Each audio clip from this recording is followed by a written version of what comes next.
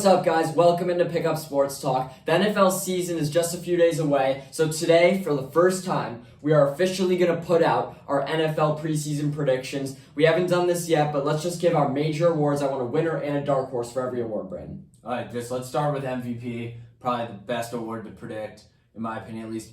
My MVP, realistic prediction, Justin Herbert. He's in probably what's going to be the most exciting offense in the NFL. I see big things in his future.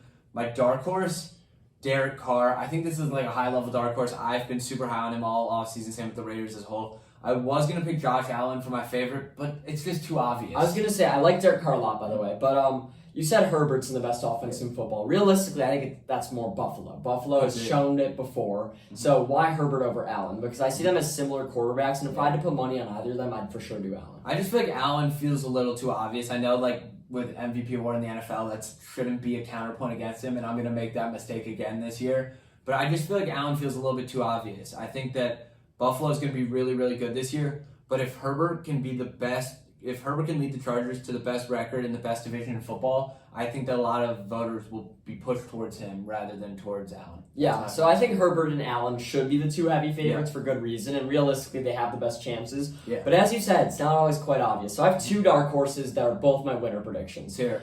Lamar Jackson and Jalen Hurts. You might not say Lamar's a big dark horse, but he's, I think, 8th in odds, so I'm calling him that. It makes sense. And it's because he's won it before. He's shown that he's dynamic enough of a player to make big waves. I think the Ravens are going to be great this year, and I think it's all going to be because of Lamar. He's going to run the ball, he's going to pass the ball, he's going to be like he was a couple of years ago. So Lamar's actually my winner. I think it's going to be Lamar Jackson, but Jalen Hurts is my dark horse mainly because I think he has a huge step-up season, and realistically, this is a make-or-break season for Jalen Hurts. He's either going to stick their starter, become a franchise quarterback, and probably get a big contract, or maybe be done next year. And I think he's going to take that step forward. I love A.J. Brown. I love Devontae Smith. I think he's in an incredible situation. I almost like him more than Lamar. It's a very tough call for me. Plus, he has the best O-line in football, top 3 at least. So I really like both those guys. I think both their teams are going to be very successful. But yes, I would, if I had to put my money on someone, probably be Allen and then maybe Herbert. But I love Derek Carr as a dark horse. All right, quick counterpoint on both of yours here. I picked Lamar last year, and I'm super high on Lamar.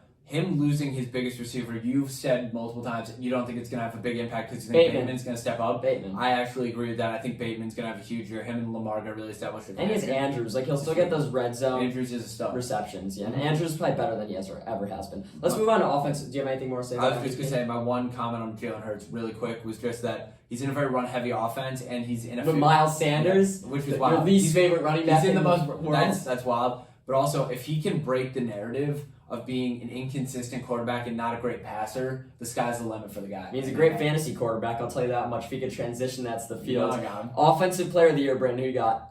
I got Jay Jettis as Justin Jefferson is my offensive player of the year. I think tremendous upside for him this year if he stays healthy. My dark horse, though, CeeDee Lamb, I really feel like it's unlikely, but that's a high-powered offense, and they're just losing targets, and I think he's the guy who's going to step up, and he'll establish himself as one of the best receivers in the NFL this year. Jefferson's my winner. Go check out our NFL Hot Takes. I said why this is going to be the biggest season he's had so far, and it's going to lead him towards a Hall of Fame career. I said this, I'll say it again. He might be the best receiver since Randy Moss. He is one of the best receivers I've seen in a while. He has the talent, the offense I love. I'll talk more about the Vikings offense when we talk about our playoff predictions in a separate episode. But Jefferson, no doubt, is my winner. And my dark horse was going to be CeeDee Lamb. Yep. But I don't think he's enough of a dark horse. I expect him to be great, and I think many people do. And I legitimately feel that there's a top tier of receivers, and my top tier for that is Jefferson, CeeDee Lamb, and Stephon Diggs. This year, my prediction is going into next year, hot take. Those are going to be the top 3 receivers in football this year, with a 4th just trailing behind barely Devontae Adams coming back. Those are going to be the top 4 receivers in football this year, so all of them could win it. But I also like some classic running backs, JT, Derrick Henry, for sure. And I have another Derrick Henry award later. But let's talk about the other side of the ball, defensive player of the year. Who you got?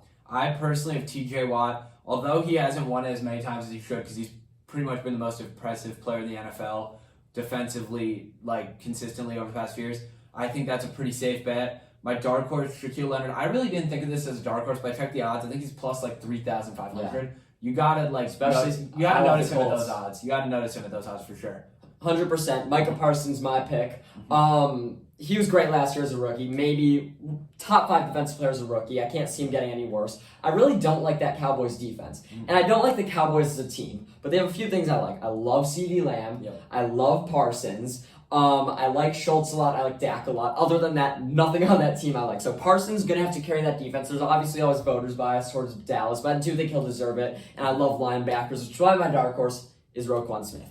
Something about players in contract years always seems to turn out well. They're playing for something bigger than their team. They're playing for their money. They're playing for their livelihood, and that's what Roquan's playing for. He's going to be such a bright spot on the Bears, and I don't think he'll win it because I don't think the Bears will win enough games for him to get the award, but I think he's just going to be so utterly dominant this year that he's going to play his way into the conversation, and that's very hot take, unexpected. Yeah, absolutely. I was not expecting him to be on the list, but it's always nice to see a Bear in any award list. Let's move on to Offensive Rookie of the Year. I'll start with this one. My real pick, Treylon Burks. I think that Tennessee offense has a lot of targets open. They lost their 2 main receivers from last year. They traded for Robert Woods, who's coming off injury, might be a slow recovery. Treylon Burks has been torching SEC schools for the past few years. I think he's going to torch Went the to SEC Arkansas. South now. Yeah, Woo Pig. I think he's going to have a big year. My dark horse, George Pickens. Not a dark horse. He's just fun to watch, and I feel like the entirety of social media just likes him a lot. He's kind of a menace, so he's fun to watch. I love Trubisky this year. Pittsburgh's going to be great. I don't know if Pickens will win it in like kind of a 3-receiver competition. And Burks, I love the guy. I love the situation he's in. And I said he's probably my second favorite for this. But I'm a little worried about his play. Yeah. He's the only guy that hasn't shown elite level of talent so far. Yeah. But hey, they said that about Jamar last year. Yeah. So I'm adding nothing that I love that pick. My pick though is Olave. Yeah. I think Chris Olave is going to be the best rookie receiver. I don't think it's going to be close. I think the Saints offense should be very, very good. And I don't like Michael Thomas at all. So Olave, I think, is going to establish him as a top guy. Once again, NFL hot takes. I said that he's going to become the number 1 weapon there. Jameis is going to love him, and they're going to have a great year. So I love Olave. My dark horse, Dameon Pierce. I guess he's not so much of a dark horse anymore, but he's the only rookie running back who's the clear-cut RB1 in his team. People are going to debate me on that. They're going to talk about Breece Hall, this and that. But Michael Carter is still there, and Dameon Pierce from day 1 is getting tons and tons of carries. So I love him. And I want to mention Tyrion Davis-Price. Most people don't know who he is. He's San Francisco's running back. He was a 3rd-round pick this year out of LSU. Every year, San Francisco has a new RB breakout, and this year's going to be him because Elijah Mitchell won't do it 2 years in a row because no one else does. No one on San Francisco does it 2 years in a row. And the rest of the guys on their bench have been there before, not broken out. Additionally, they lost Trey Sermon. They kind of released him. So Tyrion Davis-Price, big dark horse. He shouldn't win it, though, realistically. Absolutely. Let's move on to Defensive Rookie of the Year. I'll get started with this one. My number 1 pick, Aiden Hutchinson. Yep. He's just been super promising throughout camp. He's I feel like the Lions are marketing him well in Hard Knocks. He's becoming a fan favorite, even though he went to Michigan, which was wild because I feel like a lot of Michigan men are pretty hated coming into the NFL. Yeah, he's been super marketable. He's been super impressive. Another guy who's been really impressive, who's actually my dark horse, is George Karlaftis. I'm a huge fan of his. He's on Kansas City, defensive end. He's fun to watch out of Purdue. I think he's going to have a big rookie year.